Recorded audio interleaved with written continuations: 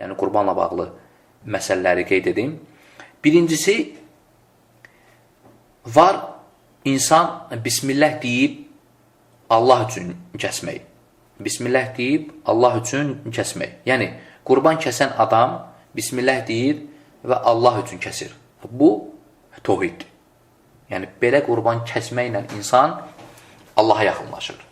Məsələn, qurban bayramında həmçinin hədi qurbanı, həmçinin fidyə, həmçinin, misal üçün, əqiq qurbanı, həmçinin nəzir qurbanı və s. Yəni, bunların hamısı Allaha itaətdir. Və bu ibadətlərlə insan Allaha yaxınlaşır. Bu, birinci halıdır. İkinci, Bismillah ilə kəsir, lakin Allahdan qeyrisinə kəsir. Bu, ibadətdə şirkdir.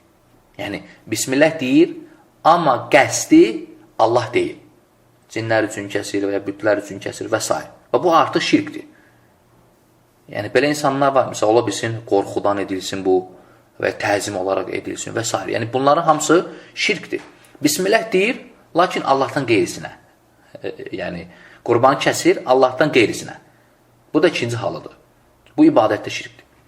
Üçüncü halı, Allahdan başqasının adı ilə kəsir, amma Allah üçün kəsilir.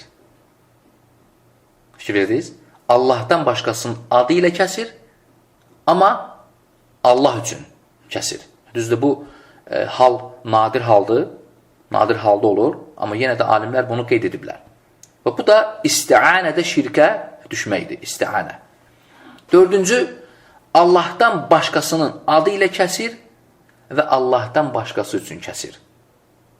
Aydındır? Və bu da artıq iki şirki cəm edir.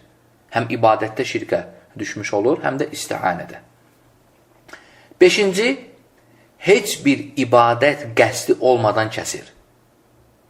Məsələn, qurban kəsir ailəsini yedizdirmək üçün və ya kiməsə ikram etmək üçün və ya misal üçün evinə qonaq gəlib bu səbəbdən kəsir. Yəni, qəsdi ibadət deyil.